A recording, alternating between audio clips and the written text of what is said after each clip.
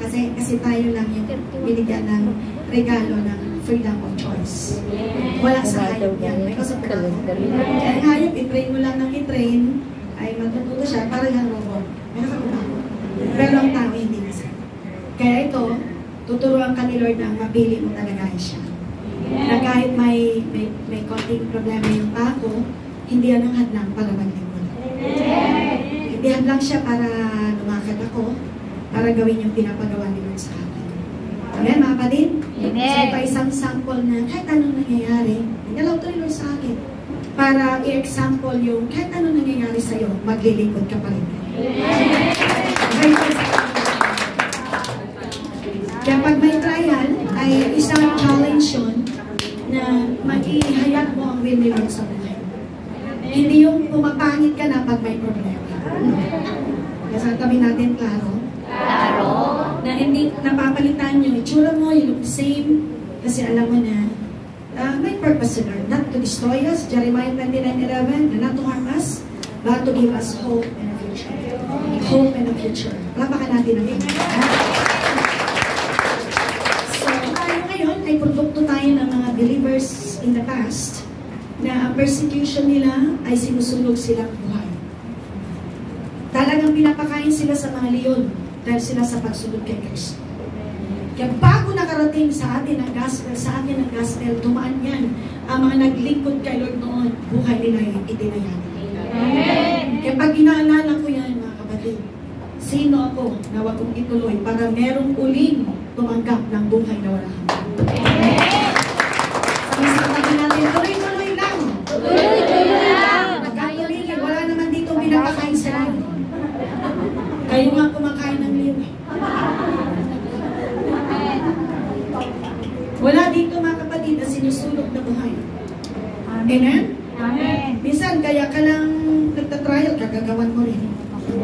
Pero yung dinaanan ng mga forerunners, yung mga kapatid, nagbata ng hirap para makarating sa atin yung gospel, buhay nila yung tinihan. Kapag nag-look back ako doon, sino ako? Wala naman akong ganong trial sa buhay para may spread ang gospel. Sa katabi natin, kapatid. Kapatid. Ang capacity natin, yun lang ay bibigay nila. Sabihin sa mga modern believer ngayon, sa kagaya ganito, ito ang capacity natin. Yung capacity natin, yung mga init, pag mainit, ayaw na magsimpa minsan. Pag malakas ang ulan, natutunaw kasama ng tubig. Yan ang mga i-overcome mo na trial. Tama? Ang mga trial natin, yung mga sama ng loob sa pamilya, yan, ginawa na mo na mabuti, masama ka pa rin. Yung mga ganong trial yung ngayon. Amen. Ang mga trial ngayon, yung mga ganda-ganda mo na nga, pinalitan ka pa rin. Mga ganun mga trial sa ating generation. Wala ka nang ginawa, kundi magpaganda, pinalitan ka pa rin. Nagkausap. Yan ang mga trial sa ating generation. Amen?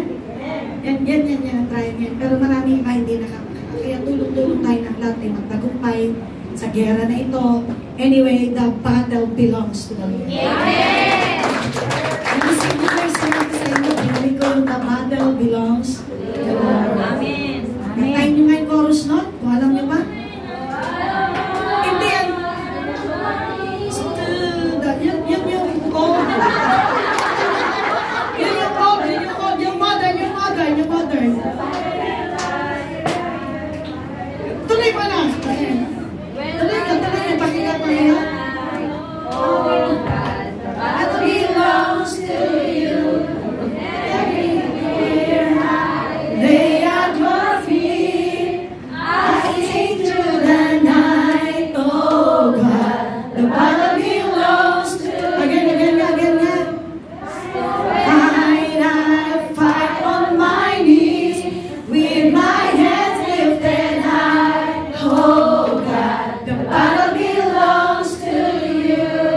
Every fear I lay at your feet. I sing through the night. Oh God, the battle belongs to you. Palapakan natin ang mga kasama. Hallelujah! Shout hallelujah! Hallelujah! Kanino daw ang labanan? Kay Lord. Kaya sa labanan na ito, hindi tayo mananalo, kundi tayo kakapit kay Lord. Kasi akala Magastos ka pag akala mo iyo, kay Lord ang battle. Amen! Napaka natin ang malakas sa Panginoon. At sa umagang ito, napaka-bless natin. We have again another lesson. God is so good to us. He gives us manna from heaven. Ito ang pamagat. Anong pamagat? Let us pray. Our Father in heaven, thank you very much for your message. Thank you very much, Lord, for your powerful word. We commit to you everything. We welcome all your blessings and all the revelations from heaven. And we welcome the power of the Holy Spirit to continuously stir up and continuously empower your people to just continuously, Lord God, be excited and receive your blessings. Father, we thank you and thank you very much for your mighty move and mighty presence is in this place and in this very moment. Thank you, O God, for everything that you will do to us. In Jesus' mighty name we pray. Amen! Palapang natin yung mga kasalanan. The parable of new clothes and new wineskins. Ang talingaga ng bagong tela at ng bagong balon ng alak. Palagi nyo itong nababasa, maiksing-maiksi ang passage na to sa scripture. Matatagpuan yan sa Matthew, Mark, Luke. At ito mga kapatid ay talagang dalawang parable sa isang storya. At nire-refer ni Lord dito, very powerful na parable siya ni Lord. At ang parable na ito, new clothes, mga kapatid, and new wineskins, ay mga kapatid, i-reveal ang profound na katotohanan about the nature of the kingdom of God and the transformative work of Jesus in our lives. Amen? Sa mundo natin na often we cling to the old and familiar, Jesus calls us to embrace the newness that He brings. Na dapat maintindihan natin ang new cloth, sabihin natin new cloth, sabihin natin bagong tela, new wineskins, bagong balon ng alak. Kasi ang pinipicture ng alak ay joy. May kausa po ba ako? Kaya lang naman sumamayan, ginamit sa mali. Amen? Amen, amen? Amen. Opo, mga kapatid. So, ngayon, ang new cloth, the new wineskins, this symbolize the radical change that happens when we encounter Christ.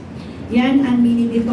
Sino dito ang nakaranas na talagang nung na-encounter niya si Lord, pinatira niya si Lord sa buhay niya, talagang may nangyaring maganda sa buhay niya? Amen! Laksan ang palakpak sa Panginoon. So, as we study on this parable, we have to open our hearts to the lessons God wants to teach us about renewal. Sabihin natin renewal. Renewal. Kasi yan ang point 1, mga kapatid. Ang point 1 call for renewal.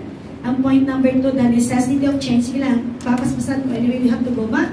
And the freedom found in Christ. Amen?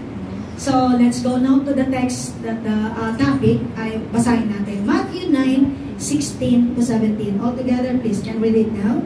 No one sews a patch of unshrunk clothes on an old garment, or the patch will pull away from the garment, making the tear worse. Neither do people pour new wine into old wineskins. If they do, okay, wala na pala, sorry. If they do, the skins will burst, okay? The wine will run out and the wineskins will be ruined. No, they pour new wine into new wineskins and both are preserved. Let's continue. Okay, ayun sa ending na siya. So, no one's, ulitin nga natin ang pati, one more time please, no one? No one sews a patch of unshrunk cloth on an old garment, for the patch will pull away from the garment, making the tear worse. Neither do people pour new wine into old wineskins. If they do, the skins will burst, the wine will run out, and the wineskins will be ruined. No, they pour new wine into new wineskins, and both are preserved. Blessed be the reading of God's Word. When I look back in context on this parable, on Matthew 9, if you have your Bible with you can join with me and discover it for yourself. How and why the Lord said these words. In Matthew 9, verse 16 to 17, I will not go directly to the passage of verse 16. I will go backwards a bit. It says here, mga kapatid, in Matthew 9:16 to 17, but I'll go back to 14. Are you with me? Amen. Then John's disciples came and asked him, Jesus, How is it that we and the Pharisees, sabi na mga follower ni John the Baptist, Jesus, bakit na kami, na follower ni John, at itong mga Pharisee, teachers of the law, and mga religious people, fast often, palagi silang nagfa-fasting. But your disciples do not fast. Nagkasa po ba? So Jesus answered, how can the guests of the bridegroom mourn while he is with them? The time will come when the bridegroom will be taken from them. Then they will fast. So wala na si Lord, we fast. Amen. Babalik siya next time. Amen. And verse 16, this is it. Amen. Now in verse 16, idinugtong niya to. No one sews a patch of unshrunk cloth on an old garment, for the patch will pull away from the garment. Totoo nga naman, kung mayroong kang damit na medyo nasira, at sino dito ang nag-dressmaking at natutunan niya maglagay ng mga patches? Pag luma yung damit na lalagyan mo ng patch, masisira lang yun, lalong lalaki ang butas. Yes. Kailangan bago din dapat. Yung bago sa bago. May kausap ko bago? Amen. Masisira lang yun, kaya dapat bago. Ganon din, neither do people pour new wine into old wineskins. Kasi noong unang panahon, ang ginagamit na lagayan ng wineskin, balat ng gold, yung kanilang tinatawag na, may sinasabi, no, na ito ay, ano bang wineskin? Sa panahon ni Lord, ito ay animal skins like goat skin for storing liquids noong unang panahon. Kaya ang fermented drinks, kagaya ng wine, mag-expand ang wineskin. May kausap po ba ako? Yes. Dahil ang old wineskin would already be stretched, ibig kasi mag-expand siya because of the fermentation of the wine. So, sabihin, pag masyado siya nag-expand, mga kapatid, at pag nilagyan muli ng new wine, mawawasak na siya. So, kailangan ng new wineskin. Klaro? Klaro? So now they pour new wine into new wineskins and both are preserved. So dapat, mga kapatid, kung gusto mo ma-preserve, new patch, new clothes. New wine, new